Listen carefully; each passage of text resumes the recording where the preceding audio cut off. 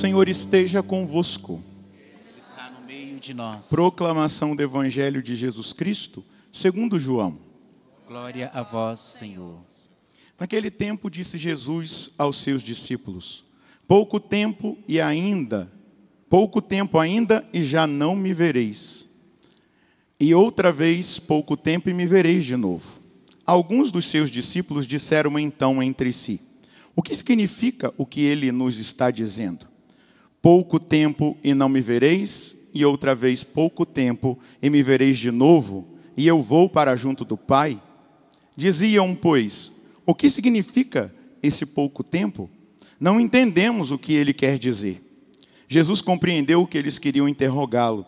Então disse-lhes: estáis discutindo entre vós porque eu disse: pouco tempo e já não me vereis, e outra vez pouco tempo e me vereis? Em verdade eu vos digo: vós chorareis e vos lamentareis, mas o mundo se alegrará. Vós ficareis tristes, mas a vossa tristeza se transformará em alegria. Palavra da salvação. Glória a vós, Senhor.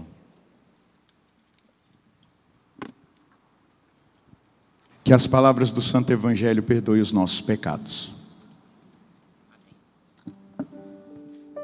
Meus irmãos e minhas irmãs, nós estamos já quase concluindo o tempo pascal. Parece que foi ontem que nós celebramos o tríduo pascal, não é verdade? O tempo parece que está passando tão rápido. E a liturgia da igreja, nessa sexta semana do tempo pascal, ela nos coloca diante de algumas realidades muito importantes. Não sei se você que acompanha cotidianamente a liturgia da palavra tem percebido, o texto que nós meditamos durante todo esse tempo pascal é dos Atos dos Apóstolos. E agora nós estamos aqui nesse contexto, onde o apóstolo Paulo ali encontra outros irmãos, Priscila, Áquila, depois chega Timóteo, Silas, e aí ele começa a se dedicar totalmente à pregação do Evangelho. Algumas pessoas acolhem aquela palavra e são transformados, têm a vida modificada. Mas é importante que eu e você entendamos algo. Quem experimenta o Evangelho, quem experimenta Jesus, não guarda para si mesmo, mas compartilha.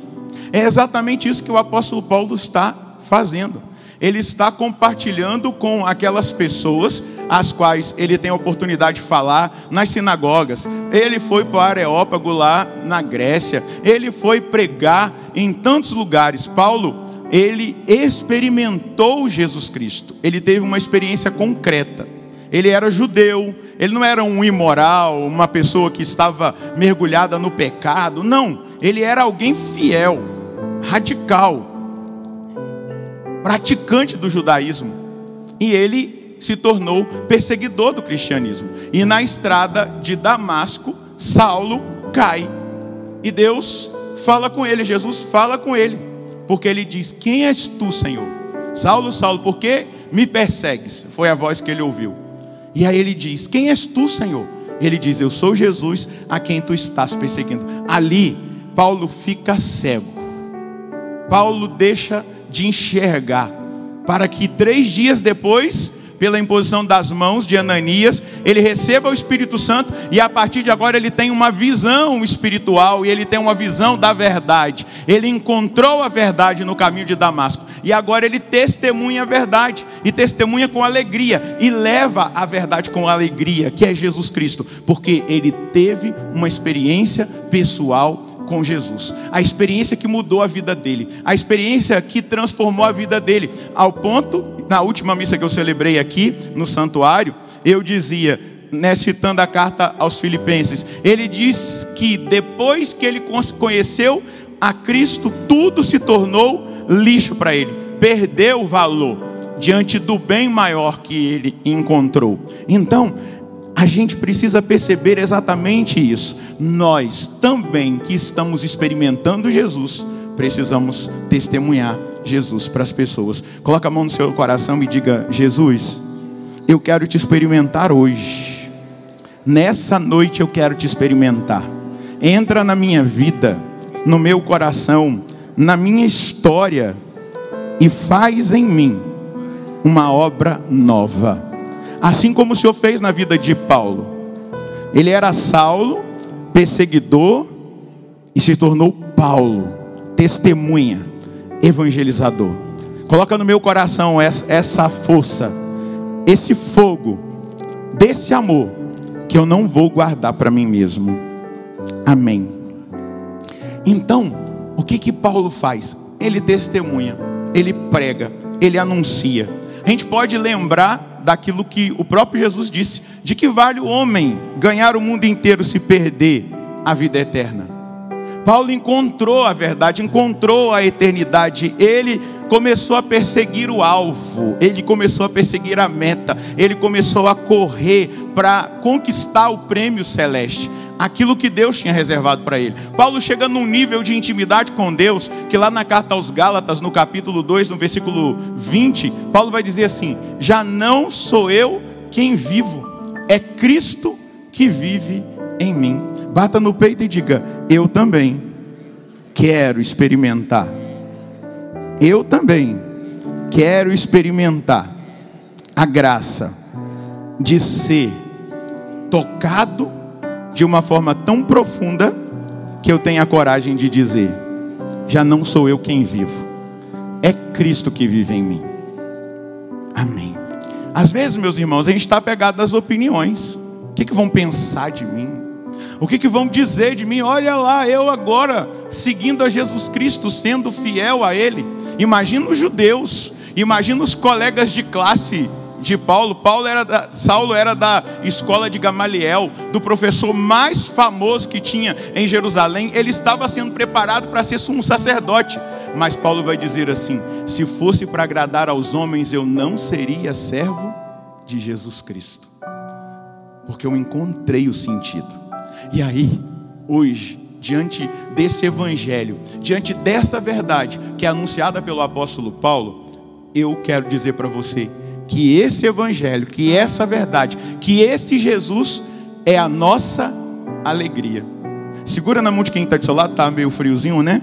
Dá uma esquentada aí na mão desse irmão. Diga: é nós, meu irmão. Hoje Jesus está dizendo, e eu quero declarar sobre a sua vida, com as palavras de Jesus: mas a vossa tristeza se transformará em alegria. Balança a mão desse irmão e diga: mas a vossa tristeza se transformará em alegria.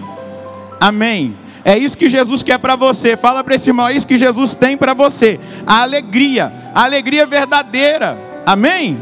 Então aplauda essa alegria verdadeira que Jesus tem para ele. De onde vem essa alegria verdadeira? Da Páscoa. Gente, ele venceu a morte. Jesus está vivo, ele está aqui. Você crê ou não crê? Então aplauda a presença dele aqui. Ele derrama sobre nós o Espírito Santo. Ele infunde o Espírito Santo nos nossos corações. Ele nos dá a alegria espiritual e verdadeira. Não é uma alegria passageira, porque ela é sobrenatural. Ela não é uma alegria natural. Ela é fruto da presença de Deus. Amém? Ela é fruto da presença de Deus. Santo Tomás de Aquino, que é o doutor angélico, ele falava da Gaudium Spirituale, o gozo interior da alma que contempla o bem supremo que é Deus.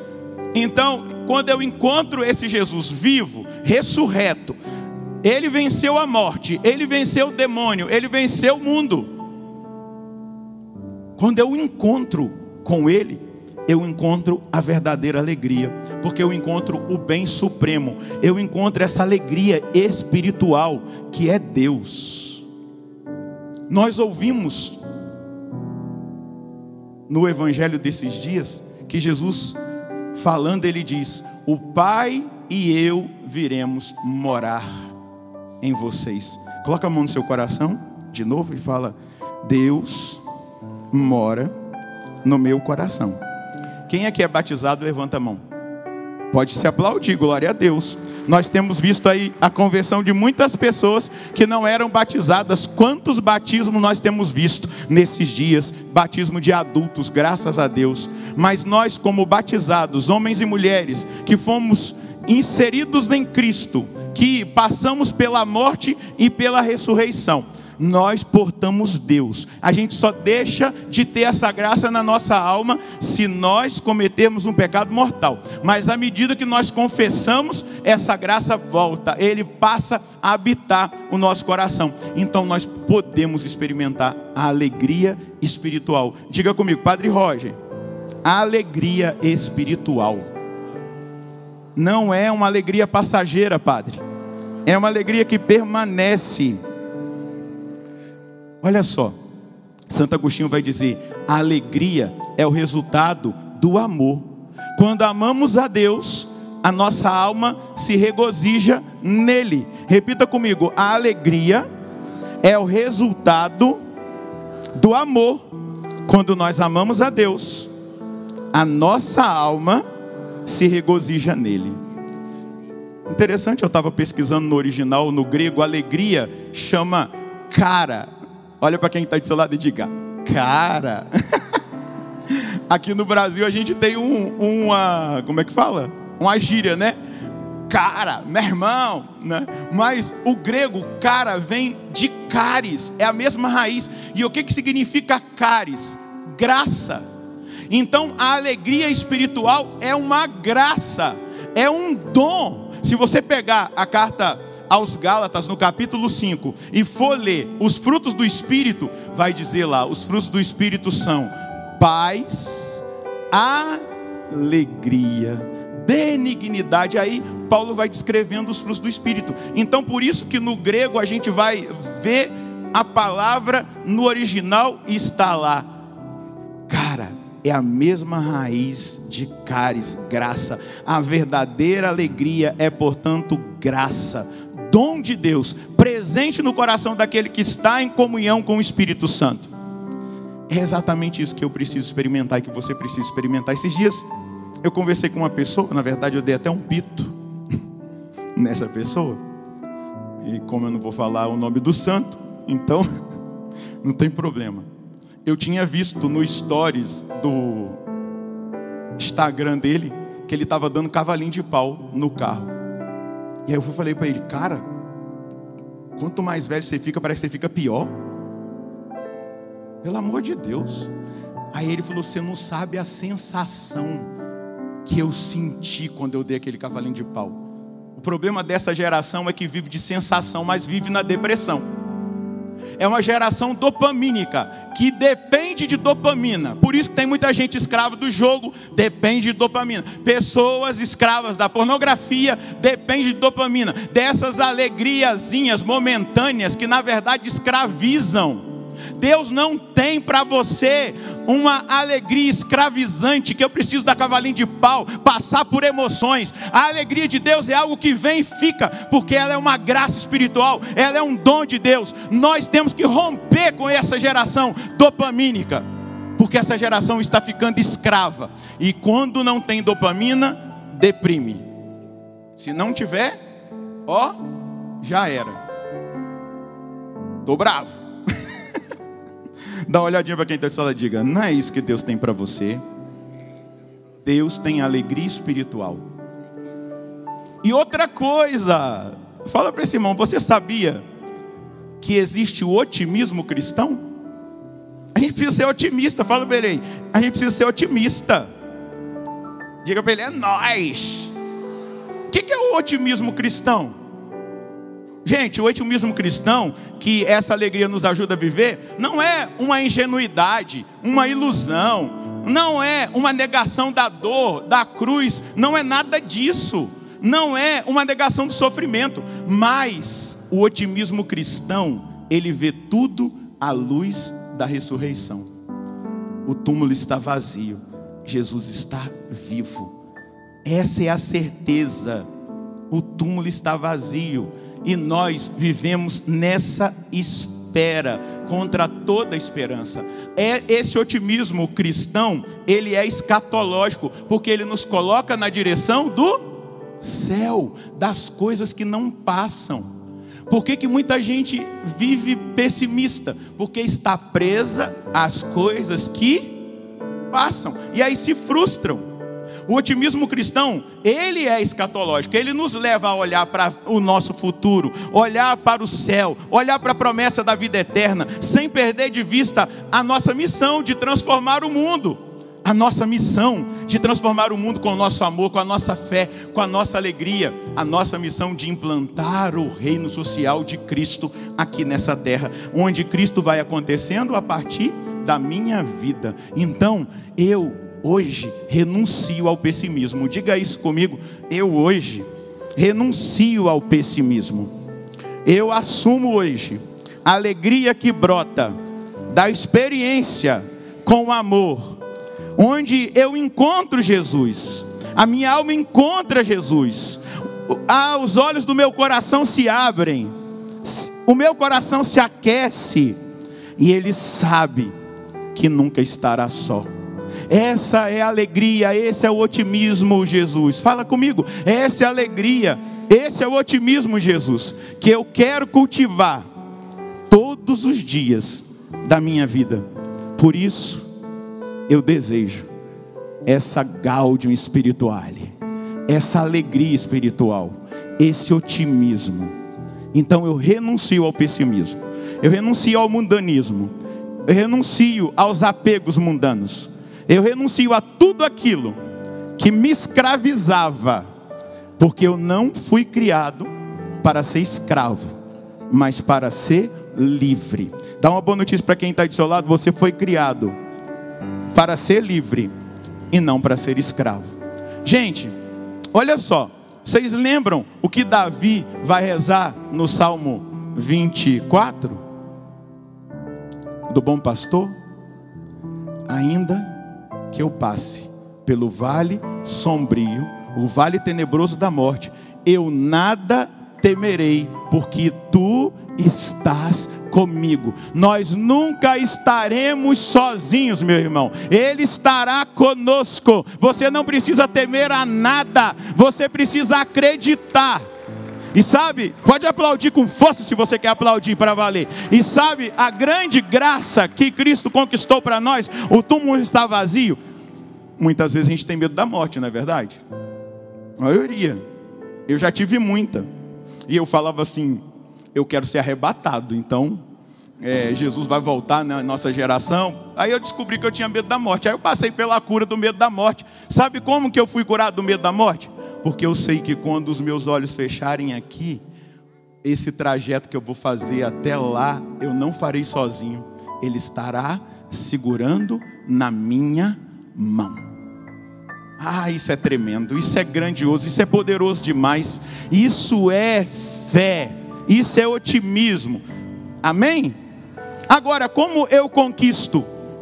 Como eu permaneço nessa alegria? Diga comigo: intimidade com Jesus na oração, confiança na divina providência, perdão dos pecados, para conseguir a paz de consciência. Eu vou buscar o Espírito Santo que habita a minha alma e me transforma. Eu vou me manter nessa alegria, cultivando a certeza de que nada pode me separar do amor de Deus. Aleluia. Nada poderá nos separar do amor de Deus. Profetiza aí sobre a sua vida: nada poderá me separar do amor de Deus. Diga mais forte ainda: nada poderá me separar do amor de Deus. Eu quero terminar com algumas falas de alguns santos. São Francisco de Sales dizia assim: vistes um cristão triste, vistes um mau cristão. Santa Teresa de Ávila: a alegria é o sinal de um coração que ama a Deus. Diga comigo: a alegria é o sinal de um coração que ama a Deus. Como é que é o nome do santo dessa casa? São João Bosco. Sabe o que Dom Bosco dizia? O demônio tem medo de gente alegre. Então, alegrai-vos no Senhor. O demônio vai fugir de você, porque a alegria é um exorcismo. Ele não suporta gente alegre, gente feliz. Mas não é da felicidade mundana, não. É da felicidade de ter encontrado o Salvador e a salvação. Levanta as suas duas mãos e fala para Jesus: Jesus, eu quero essa alegria. Você em casa vai dizendo isso. Talvez você estava num bode, numa tristeza danada, num abatimento, num pessimismo. Você vai dizer agora para Jesus: Jesus, eu quero essa alegria verdadeira. Eu quero a alegria de me sentir amado, de saber que nada me separará do amor do Senhor, de saber que eu fui salvo lá na cruz, de saber que o túmulo está vazio, o Senhor ressuscitou. E eu vou cultivar essa alegria. Eu aceito ser alegre. Eu aceito ser feliz. Na verdade, o Senhor conquistou o merecimento para que eu seja feliz. Obrigado, Jesus. Muito obrigado. Eu tenho uma boa notícia para você, que talvez dizia assim: mas eu não tenho direito de ser feliz. Jesus conquistou o direito para que você seja feliz, para que você seja alegre. E ponto final. Amém. Amém. Glória a Deus. Louvado seja nosso Senhor Jesus Cristo. Para sempre seja louvado.